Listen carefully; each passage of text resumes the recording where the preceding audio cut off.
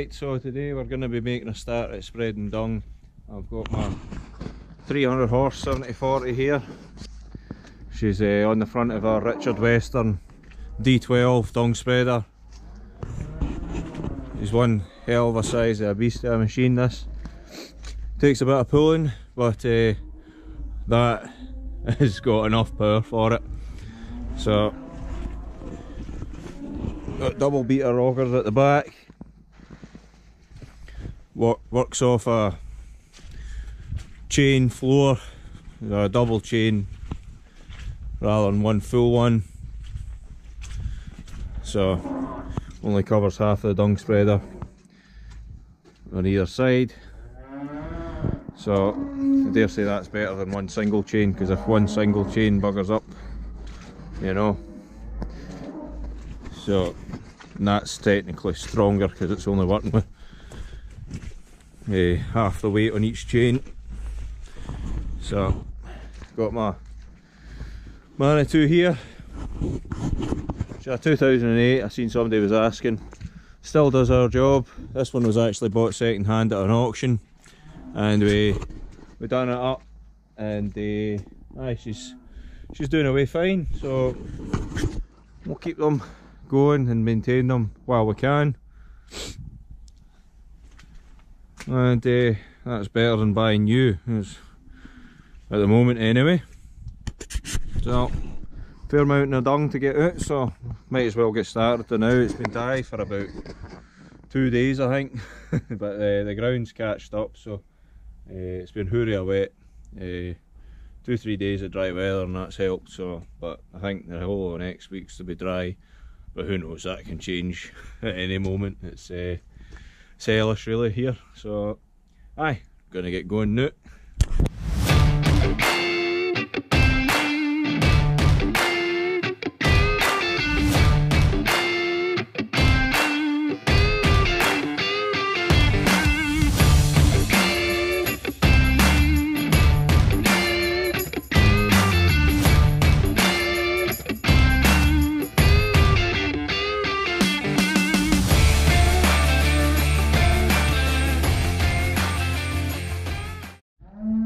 Loads so far haven't been all that big, because we're just testing. Well, I'm just testing the ground because it is still slightly tender, so better with a lighter load till we can gauge how much I can actually fill this thing up before we start sinking. Better that than getting stuck, eh? So let's get this yoke going.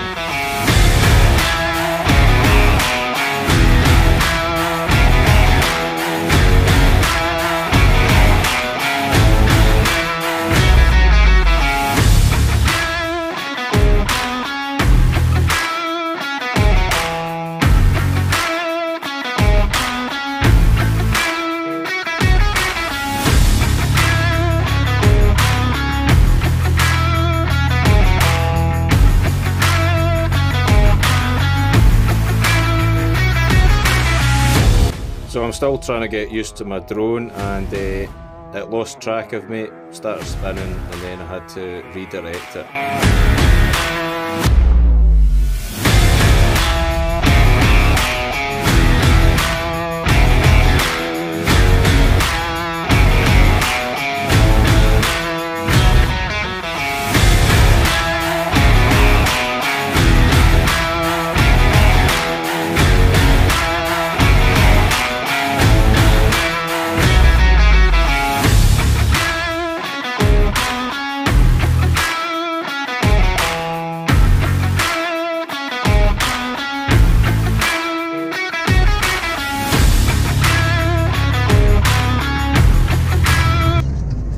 As amazing as this is, having such a big dung spreader, the gateways are a major problem because they're tight. You have to take it really bloody wide and hope you don't catch the gateways.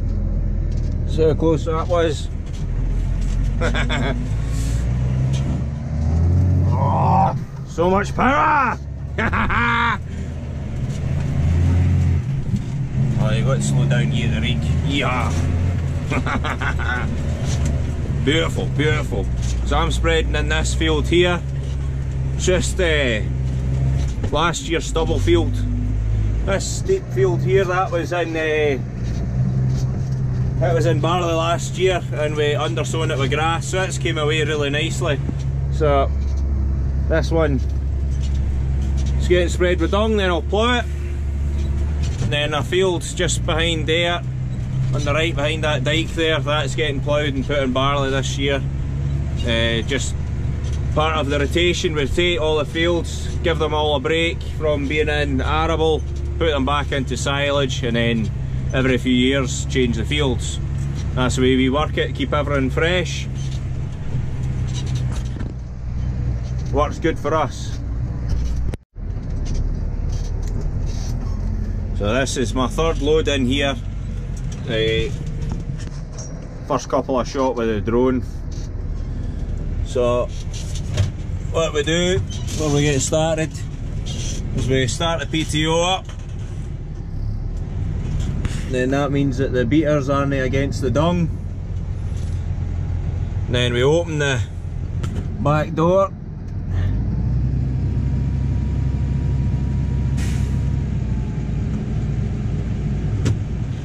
Get her revved up.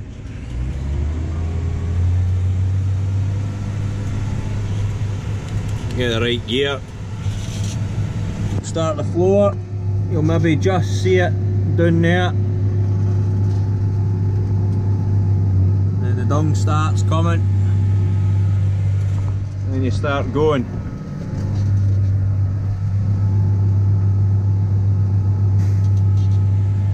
So I basically load it that I get to the bottom of this hill and that's our empty.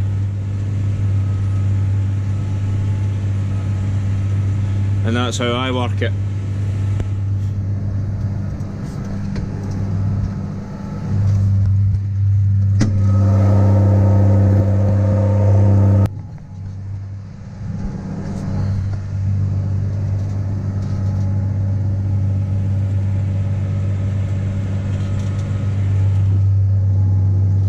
Then as the dung gets back, I lower the door so that I don't see the beaters.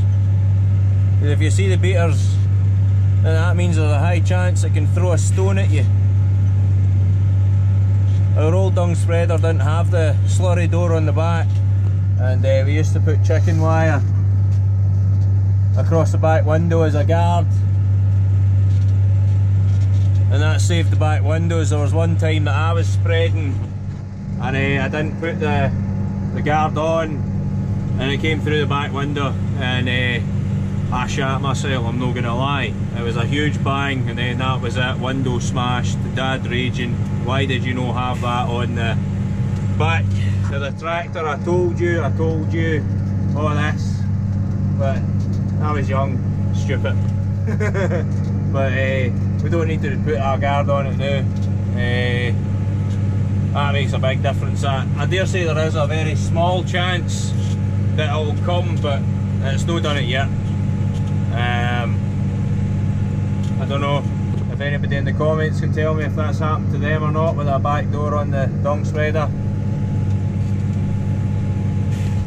Look at that, that's beautiful. Look how steamy it is.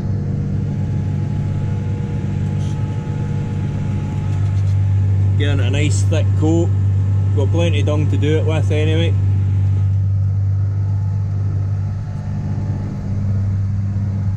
Our ground's quite strange, so this bit down here, that's basically a bog, and right across there, so quite peaty in bits.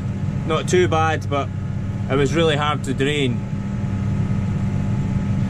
so it's quite good I'm coming into this kind of bit with a light load. You can probably just see where it's been tracked. But with this tractor having big wide tyres and the dung spreader actually having wide tyres, everything will be alright, surely.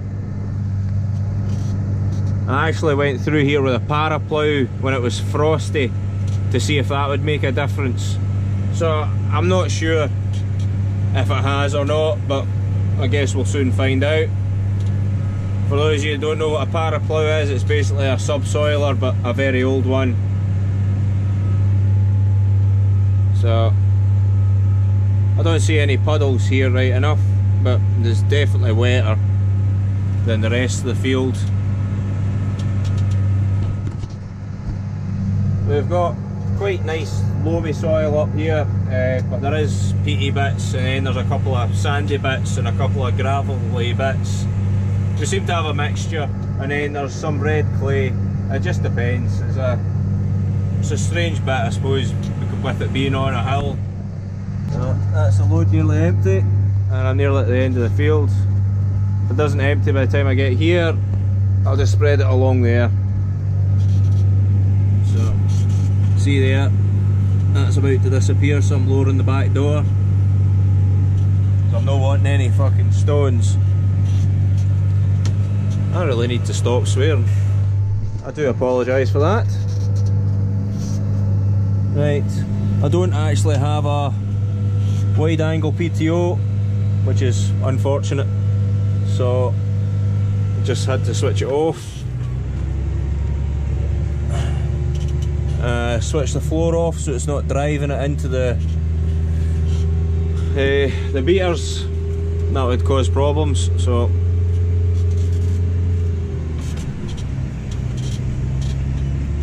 just drive over here, turn, aim up the bit that's not been spread.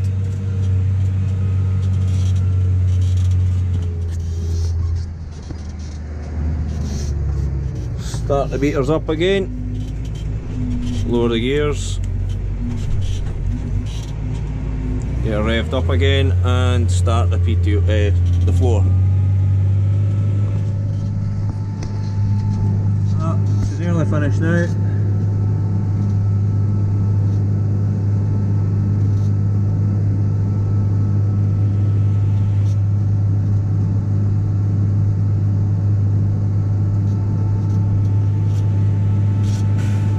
Lowering the door again.